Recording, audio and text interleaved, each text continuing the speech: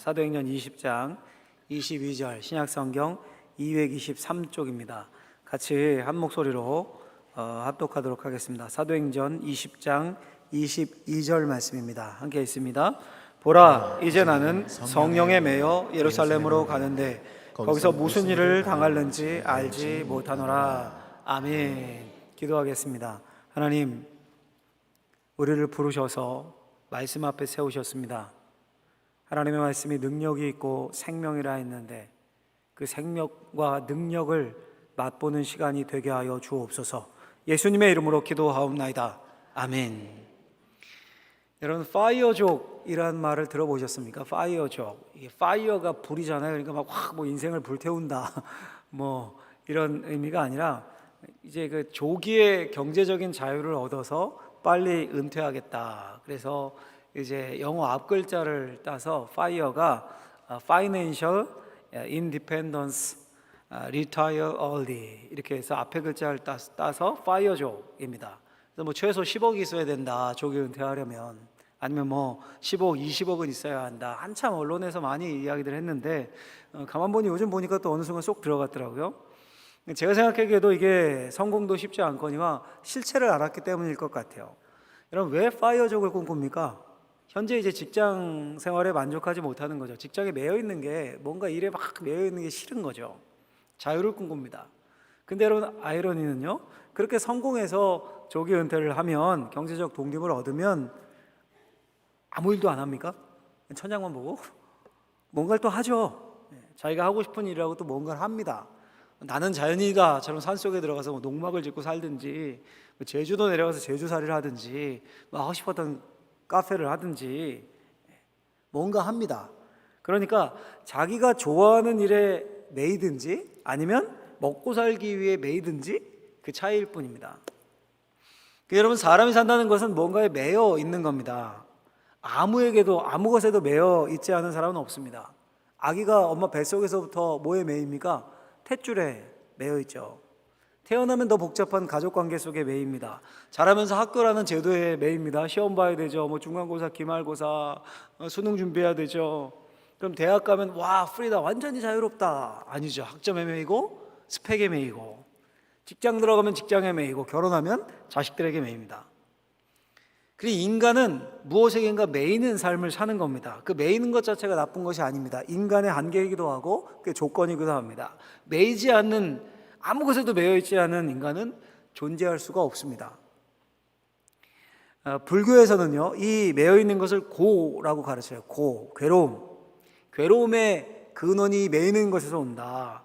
생로병사 자체가 괴로움인데 사랑하는 사람과 매여 있는 것에서 헤어지는 것, 미워하는 사람과 자꾸 얼굴을 마주보는 고통, 이런 것들이 이렇게 인연으로 연결되어 있기 때문에 이걸 끊어버리는 거, 이걸 끊어버리는 것이 바로 해탈이다. 집착에서 벗어나는 거. 불교에서 이렇게 가르치는데요. 제가 뭐 불교를 깊게 알지는 못해서 모르겠지만 하여간 이런 가르침을 놓고 볼 때 이거 좀 잘못된 것이 아닌가 이런 생각이 들곤 합니다. 왜냐하면 매여 있는 것 자체가 잘못되어 있는 게 아니라 매여 있는 것 배후에서 보이지 않게 우리를 얽매는 것이 있습니다. 우리 인생을 메고 있는 가정과 직장과 뭐 결혼 관계 뭐 이런 것들이 문제의 원인이 아니라 우리 마음 깊은 곳에서 우리의 영혼을 속박하고 있는 것이 있습니다. 이게 문제인 거예요. 우리를 결박하고 매어서 노예 삼아서 마음대로 하려는 것이 있습니다. 성경에 따르면 두 종류가 있는데요. 하나는 뭐냐 하면 안 좋은 거예요. 이건 여기에 매이면 안 되는 것. 첫 번째, 같이 한번 읽어보겠습니다. 죄에 매여 사는 것이다. 어디에 매인다고요? 죄에 매여 산다는 게 뭘까요, 여러분? 어떤 분들은 이렇게 질문하는 분이 있을 수 있습니다. 물론 내가 때로 죄를 짓고 잘못을 하지만 내가 매여 있는 건 아니고 내 선택에 따라서 죄를 짓고 싶을 때는 죄를 짓는 거고 또 선을 행하고 싶을 때는 선을 행하는 것이다. 그러니까 선을 행할 자유도 죄를 향할 자유도 나한테 있는 거다. 내 선택이다. 이렇게 질문할 수가 있을 것 같아요. 정말 그럴까요, 여러분? 그런데 한번 우리 내면 세계를 한번 잘 살펴보죠. 한번 들어가 보죠. 선을 행하려는 마음이 우리에게 있죠. 양심, 막 선을 행하려는 마음. 동시에 악을 행하려는 마음도 있어요. 이런 마음들. 그러니까 이 둘 중에서 내가 선택하는 거다. 이렇게 생각하기 쉬운데 가만히 살펴보면요, 가만히 있으면 느낄 수 있습니다. 우리 자신이 뭘 느낄 수 있냐면 우리 마음이요, 가만히 있는 상태에서, 혼자 있어요. 가만히 있는 상태에서 가만히 놔두면 죄 짓는 쪽으로 기울까요? 선을 행하는 쪽으로 기울까요? 어떻게 이렇게 잘하십니까? 많이 해보셨어요? 막 선을 행한 거, 좋은 일, 막 이런 막 남을 돕는 일, 이런 쪽으로 막 내 생각이 기울지 않고 죄 짓는 쪽으로 기울어요. 안 하려고 해도 다른 사람에 대한 시기, 막 질투가 확 마음이 솟아납니다.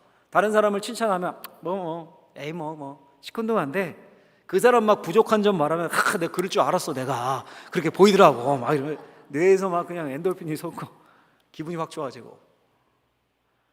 그러니까 죄 짓는 것임을 알면서도 내가 죄로 끌려다니는 것을 봐요. 끌려다니는 것을. 물론 여러분, 우리가 사는 환경이 죄짓기 좋은 환경으로 되어 있어서 음란하고 혼과 거짓이 난무하고 죄짓기 좋은 환경으로 되어 있어서 죄짓는 쪽으로 가게 되어 있습니다. 근데 이건 반드시 환경 때문만은 아닌 것 같아요. 태어날 때부터 인간이 그런 성향을 지니고 태어나는 것 같습니다. 한번 관찰해 보세요. 여러분 한번 관찰해 보십시오. 잘 생각해 보세요. 아이들이 태어나면서 제일 처음에 하는 말이 뭡니까? 엄마, 아빠 이거 말고요, 이렇게 호칭을 부르는 거 말고 의미를 지닌 말, 자신의 의사를 표현하는 말 중에 가만 관찰해 보면 제가 보니까 가장 먼저 하는 말이 싫어, 이거 같아요. 싫어. 그렇지 않습니까? 좋아라는 말도 있잖아요. 좋아. 근데 가만 보면 좋아보다 싫어, 이걸 먼저 해요. 또 많이 하는 말이 줘, 내 거야. 한번 관찰해 보십시오. 좋아요, 괜찮아요, 너 가져요, 감사해요, 이런 말 먼저 하는 아이가 있는지 없습니다. 여러분 관찰해 보면 꼭 부정적이고 이기적인 말을 먼저 합니다. 그리 어릴 때부터 이게 성경이 말하는 그대로예요. 죄의 성향을 지니고 태어나는 것은 아닌가, 이런 생각이 듭니다. 중독도 그렇죠, 여러분. 알코올 중독, 마약 중독, 게임 중독 늘 머릿속에 있고, 그거라면 행복하는 거예요. 자기도 모르게 손이 가는 거예요. 자기도 모르게 마치 생각 없는 좀비같이 그냥 따라가는 겁니다. 이렇게 죄의 길을 따라갑니다. 자, 그런데 이 죄란 놈이, 이 세력이 힘으로, 성경에서는 아주 강력한 힘으로 표현하는데 우리를 길들이는 방법이 두 가지입니다. 두 가지. 여러분, 그 나귀를 길들이는 방법 두 가지 아십니까? 하나는 당근, 하나는 채찍이죠. 야, 말 잘 들으면 이렇게 보상해 줄게, 당근 앞에다 먹여주고, 말 들으면, 또 말 안 들으면 채찍 때론 때리면서 말 안 들으면 너 이렇게 고통당할 거야. 이게 이제 당근과 채찍이죠. 아이들 키울 때도 이런 당근과 채찍을 주는데, 직장도 그렇죠. 보너스, 이게 당근 아닙니까? 근데 무슨 정직이라든가 잘못했을 때 감봉이라든가 이런 거 채찍이죠. 근데 여러분, 죄도 우리를 자기의 노예로 삼고 얽매기 위해서 채찍과 당근을 사용합니다. 당근이 뭐고 채찍이 뭘까요? 쾌락이라는 당근, 그리고 두려움이라는 채찍입니다. 쾌락이라는 당근을 어떻게 줄까요? 여러분, 잠언 7장에 보면 한 여인이 등장을 합니다. 7장에 보면 이 여인은 거리의 여인입니다. 거리의 여인.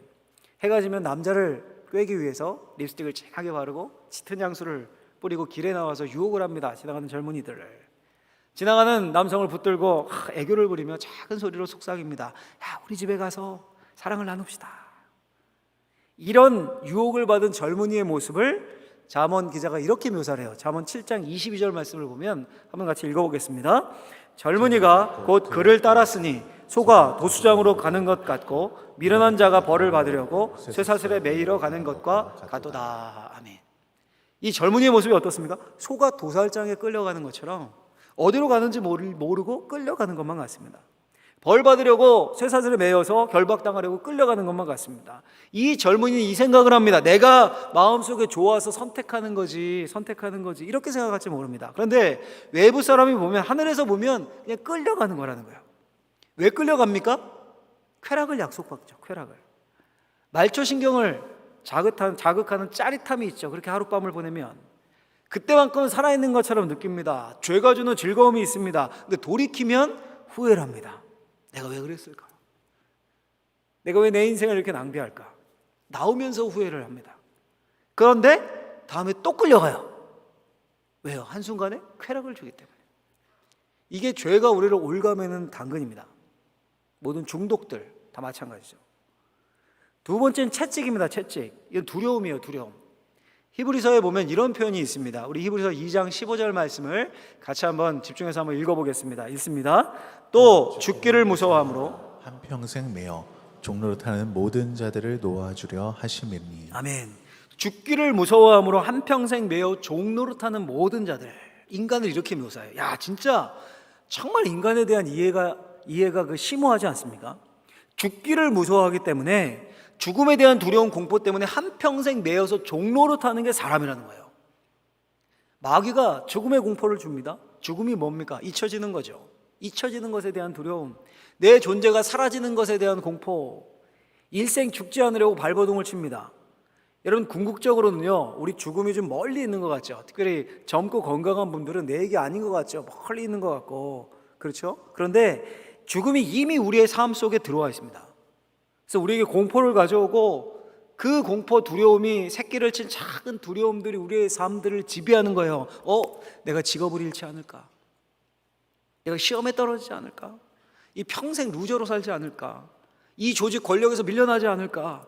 중병에 걸리지 않을까? 관계가 깨어지지 않을까? 계속해서 이런 두려움들을 우리에게 줘서, 이 두려움을 깊게 파고 들어가면 죽음과 죄의 문제와 연결되어 있다는 게 심리학자들의 연구예요.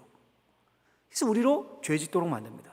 그런 두려움을 없애기 위해 탐욕을 부립니다. 많이 모으면 두려움이 사라질 것 같아요. 높은 자리에 올라서 권력을 휘두르면 두려움이 사라질 것 같습니다. 거짓말을 말하고 남을 끌어내립니다. 그걸 유지하기 위해서 가진 사람들끼리 카르텔을 형성하고 약한 사람들을 착취합니다.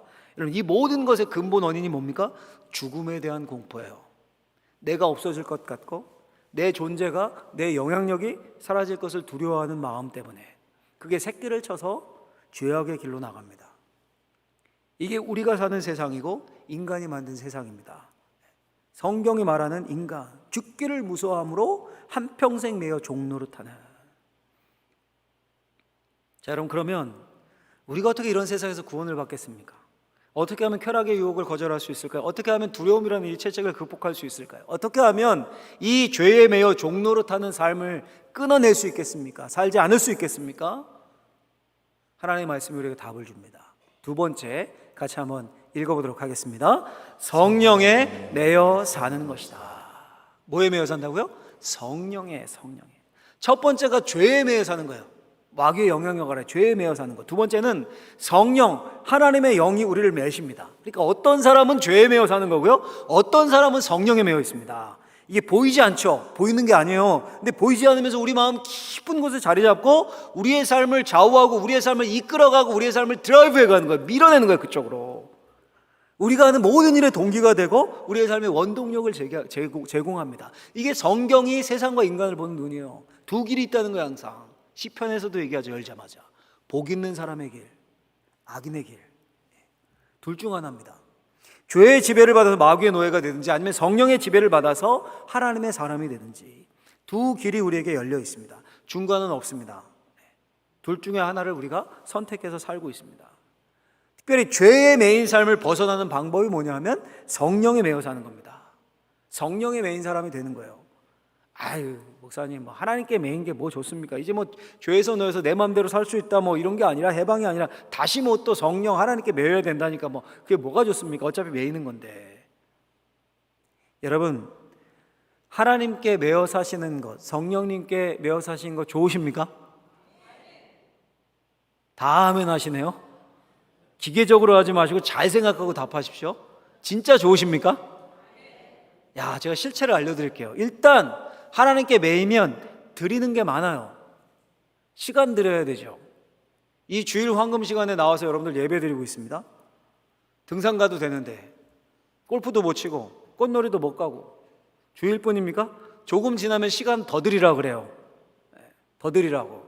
중보기도 하라 그러고, 기도에 나오라 그러고, MIP 구국기도 하자 그러고, 다른 예배도 드리라 그러고, 시간 더 드리래요. 그래서 남편들이 예수 믿는 아내 있으면 늘 걱정하는 게 뭡니까? 그래, 교회 나가는 건 좋다. 종교의 자유가 있으니까 신앙 하나쯤 갖는 건 좋지. 근데 깊게 빠지지 말아라, 제발. 그렇죠? 그거잖아요. 깊게. 그렇게 했던 남자분들이 많으시죠. 깊게 빠지지 말아라. 자꾸 가니까요, 자꾸. 또 물질도 드리라고 합니다. 11조 드려라, 감사헌금 드려라 등등. 제가 생각해봤어요. 만약 모태신앙으로 태어나서요, 진짜 신앙 좋은 분들이 20대 초반에 취직하면서부터 교회에 내는 11조 헌금만 다 모아서 그걸로 노후 대비하면 뭐 한 40년 대비하면 노후 걱정 별로 안 해도 될 것 같아요. 여기에 은혜 받으시고 그런 비밀이 있었구나, 이제 헌금 끊고 연금 들어야겠다, 이거 그렇게 하시면 안 되고, 하지 말라는 것도 많아요. 야, 술 담배 하지 말아라, 거룩하게 살아야 되니까. 그걸로 구원받는 건 아니지만 그래도 이왕이면 정결하게 살자. 도박 같은 것도 하지 말자. 사치와 허영 좀 멀리하자. 양심적으로 사는 것도 큰 부담입니다. 우리 살면서 가끔 슬쩍 속이지 않습니까? 거짓말 좀 하고, 어쩌다가 뭐 친구들 꾀매 뭐 호프집도 좀 가고, 가끔 친구들과 고스톱도 한 판 치고. 근데 그러고 나면 아침에 후회가 몰려요. 야, 내가 집사인데 왜 그랬지? 주일에 오면 이래서 참회의 기도 시간이 있는 거야, 막 이러면서 양심의 가책을 느껴요. 근데 이게 하나님께 매여 있다는 증거예요. 가책이 있다는 게. 때로는 좁은 길로 몰아넣고 자기를 부인하고 십자가 지고 가라고 하고. 여러분, 이게 성령의 매인 삶인데 좋으십니까? 아멘 소리가 요만해지셨어요? 아까는 되게 크셨는데. 여러분, 그런데 생각해 보면요, 이 매이는 게 자유가 없어지는 것인데 그게 꼭 그렇게 나쁜 것만은 아닙니다. 어디에 매이느냐가 중요한 겁니다. 여러분, 결혼 한번 생각해 보십시오. 결혼이 한자로 맺을 결자에 혼인 혼자를 쓰죠.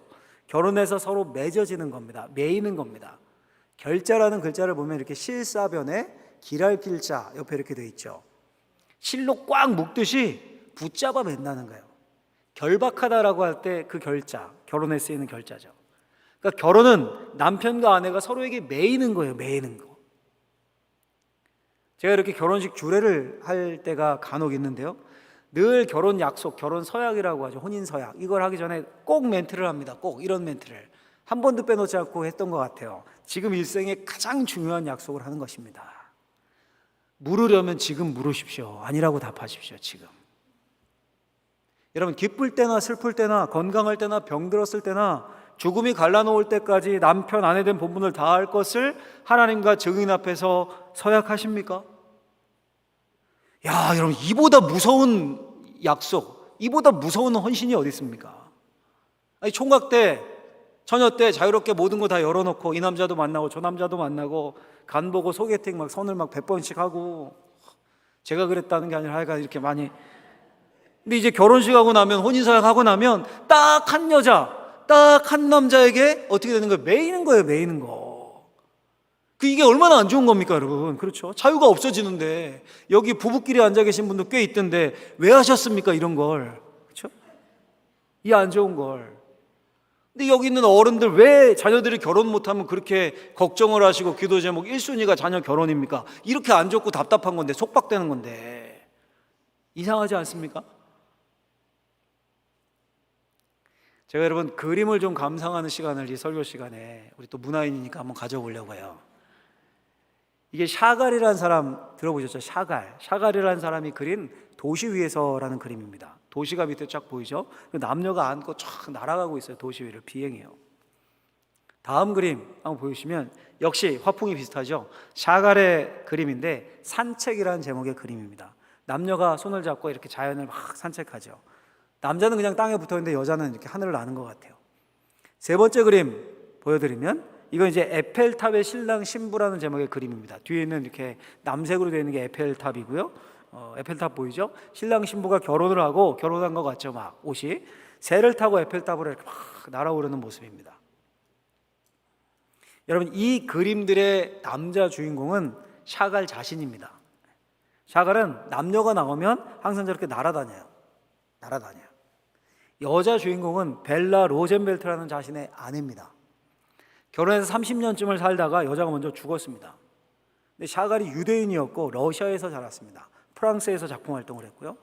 아마 여러분 세계사를 좀 아시는 분들은 러시아 주스, 그러니까 러시아에 사는 유대인들 하면 이렇게 좀 다가오는 점이 있으실 겁니다. 러시아라는 옛날에 척박했잖아요. 척박한 땅에 살면서 거기다 유대인들 싫어했습니다. 중년이 되었을 때는 히틀러가 집권하면서 나치에게 쫓기면서 정말 힘겨운 삶을 살았습니다. 그런데 아내와 함께하는 삶이 얼마나 좋은지. 밖에서는 이렇게 멀시와 모욕을 당하고 살아생전 작가로 대성을 거두지도 못하고 살았지만, 그러나 가정에 들어와 부부와 함께 산책하고 부부와 함께하는 그 순간은 이렇게 행복하다. 여러분, 사랑에 빠진 연인들은 마치 지상에 발을 딛고 있지 않는 것 같습니다. 다 떠 있죠. 중령의 지배를 받지 않는 건지 막 사랑이 날게 하는지 다 떠 있어요. 붕붕붕붕. 금방 알잖아요. 너 여자친구 생겼냐? 남자친구 생겼어? 금방 알잖아요. 표정이 달라지고 환해지고. 이렇게 서로에게 매여 있는 것이 얼마나 큰 기쁨인가. 매여 있을 때가 가장 큰 기쁜 것이다. 이걸 표현하고 있는 거야. 아까 그 그림들이, 샤갈의 그림들 다 꿈속에 있는 것 같죠. 꿈속에서 날아다닌 것 같은. 여러분, 어릴 때 젊을 때 다 꿈이 있으셨죠. 그런데 살면서 나이를 들면서 점점 다 잃어버리셨죠. 근데 사랑하게 되면 그 꿈이 다시 살아나는 거예요. 다시 살아납니다. 자, 여러분, 부부간에 이렇게 깊게 사랑하면, 연인 간에도 깊게 사랑하면 공중에 날아다니는 것 같은데, 여러분, 이것은 하나님이 우리에 대한 사랑에 비하면 아무것도 아니라는 게 성경의 말씀이에요. 성경의 표현을 한번 볼까요? 호세아서 11장 4절 말씀을 우리 같이 한번 읽어보죠. 같이 읽어보겠습니다. 나는 인정의 끈과 사랑의 띠로 그들을 묶어서 업고 다녔으며 그들의 목에서 멍에를 벗기고 가슴을 헤쳐 젖을 물렸다. 아멘. 나는 하나님이에요. 하나님을 말합니다. 하나님이 이스라엘 백성들을 인정의 끈과 사랑의 띠로 묶어서, 마치 엄마가 사랑한 아이를 묶어서 업고 다니듯이 이스라엘 백성들을 업고 다니셨대요. 근데 엄마가 메고 있는 인정이라는 끈과 사랑이라는 띠가 그게 속박과 구속입니까? 아니죠. 멍에를 벗기고 오히려 안전하게 지켜주고 자유를 주는 거예요. 이 사랑의 띠가 우리를 옥죄고 속박하는 것이 아니라 도리어 우리를 위협하고 얽매고 옥죄는 모든 것에서 해방을 시키는 옥죄임인 거예요. 이게 완전 역설인 거죠. 그리고 가슴을 풀어헤쳐서 젖을 물려주었습니다. 그때 엄마 품에 안긴 아기가 가장 안전하고 가장 평화롭고 가장 행복하죠. 부모에게 엄마 품에 묶여있는 아이가 가장, 사랑하는 여인이 함께 묶여있는 것이 가장 행복합니다.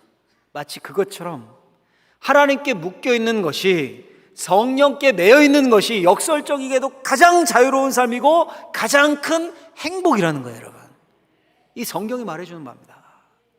하나님의 사랑에 묶여있는 것, 하나님께 복종하는 것, 하나님께 모든 것을 바치는 것, 성령께서 인도하심에 따라 하나님이 하라는 것은 하고 하지 말라는 것은 하지 않는 것, 마치 중력의 지배를 받지 않는 것처럼 세상을 둥둥 떠다니면서 최고의 행복과 최고의 평안과 최고의 사랑을 느끼면서, 그때 무슨 일이 일어나냐면 그 하나님과의 사랑, 성령에 매이면 꿈이 다시 살아난다는 거예요.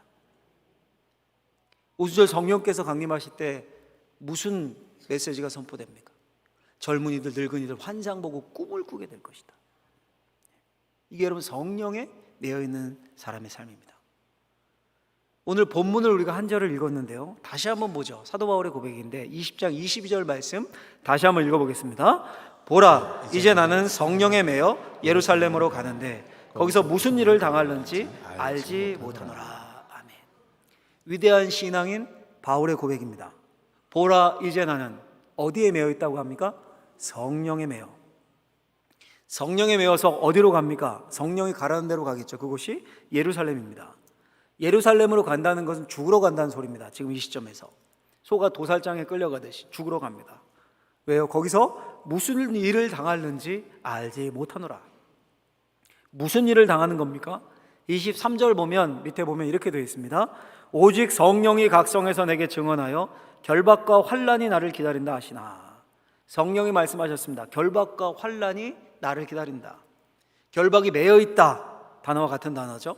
성령에 매여있는 사람이 육체의 결박을 당하기 위해서 예루살렘으로 가는 겁니다. 한 장 넘겨 사도행전 21장을 보면 이런 일도 있었습니다. 사도행전 21장 10절 11절을 보시면 여러 날 머물러 있더니 이제 유대 쪽에 갔어요. 배를 타고 갔습니다. 여러 날 머물러 있더니 아가보라 하는 한 선지자가 유대로부터 내려와서 우리에게 와서 바울의 띠를 가져다가 자기 수족을 잡아매고 말하기를, 성령이 말씀하시되 예루살렘에서 유대인들이 이같이 이 띠 임자를 결박하여 이방인의 손에 넘겨주리라. 이렇게 예언을 했습니다. 여러분, 왜 옛날 사람들이 이런 양복 입고 이런 옷이 아니지 않습니까? 그냥 치렁치렁하게 이렇게 흘러내리는 옷, 거기 허리띠 쭉 매고 우리 한복처럼 그랬는데, 신령한 예언자 아가보라는 사람이 와서 바울의 띠를 다 풀러서 그리고 그 띠로 자기 수족을 붙잡아 매는 겁니다. 그래서 말이에요, 이 띠 임자를 이렇게 묶어서 이방인들에게 넘겨줄 것이다. 이 예언을 듣는 바울의 마음이 어땠겠습니까? 두렵겠죠. 어떻게 안 두려울 수 있겠습니까? 두려운 마음이 생겼겠죠. 그러나 성령에 매인, 성령에 사로잡힌 바울의 마음을 바꿀 수는 없었습니다. 두려움을 피해가는 것이 아니라 그 두려움을 뚫고 가기로 결심합니다. 그 두려움을 극복합니다.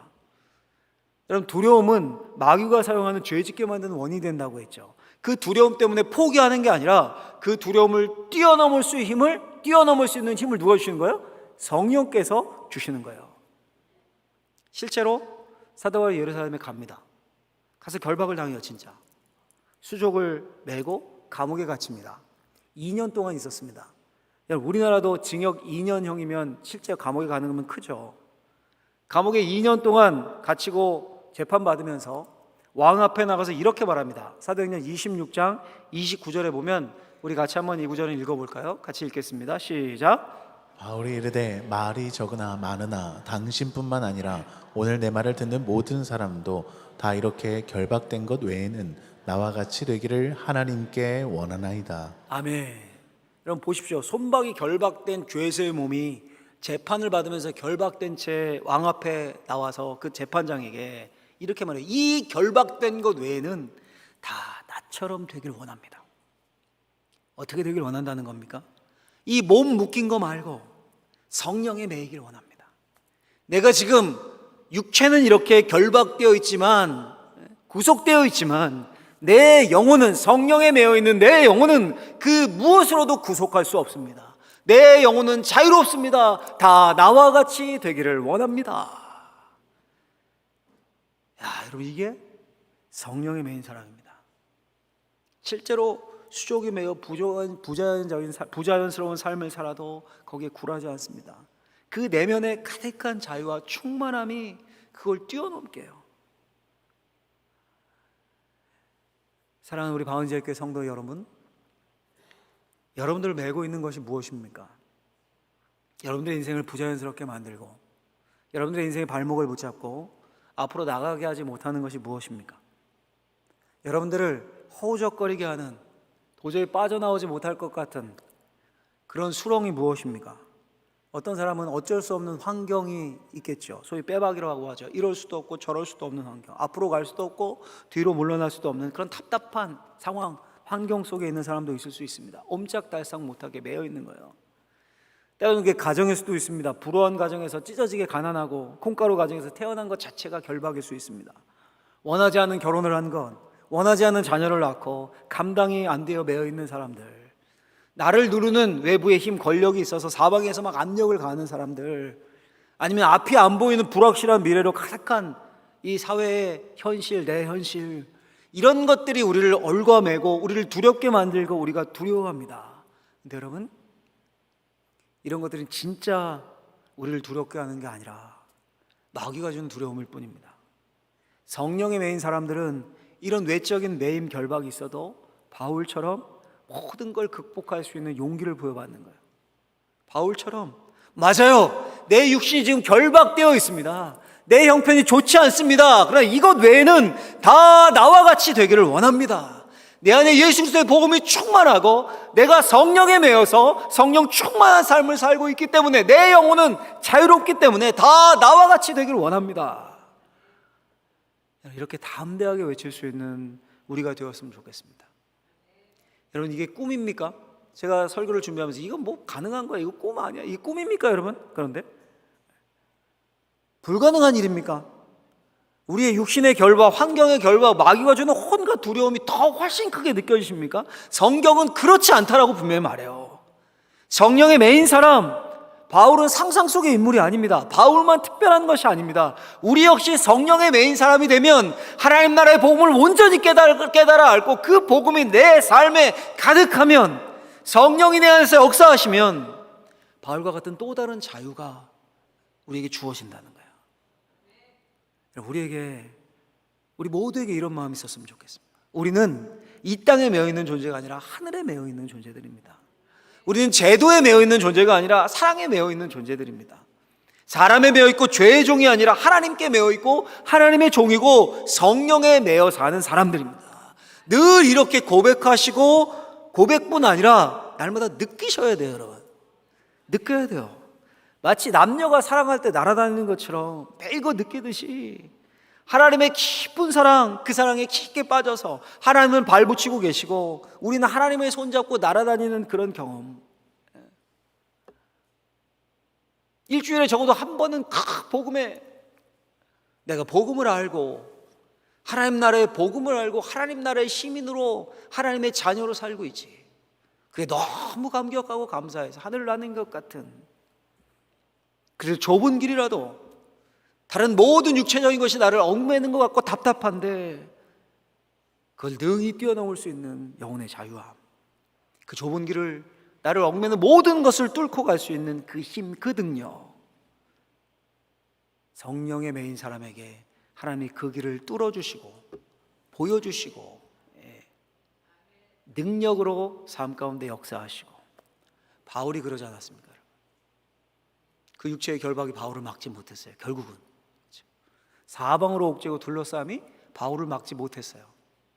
성령에 매여 바울은 자유함 가운데 다 나같이 되길 원합니다. 이 당당함으로 뚫고 나갔어요. 하나님이 역사하셨어요. 저와 여러분들이 그런 삶, 성령에 매여 사는 삶이 되시길 예수님의 이름으로 간절히 축원합니다. 축원합니다. 기도하겠습니다. 하나님 아버지, 감사합니다. 죄에 매여 사는 삶이 아니라 성령에 매여 사는 삶이 되게 하여 주옵소서. 무엇이 우리를 답답하게 하고 무엇이 나를 올가매는 것 같고 어떤 수렁에 빠져 있습니까? 그러나 성령께 매여 산다면 능히 우리의 영혼이 자유함을 누리고 하나님의 역사하심을 맛볼 수 있을 줄 믿습니다. 그 은혜가 우리 모두에게 있게 하여 주옵소서.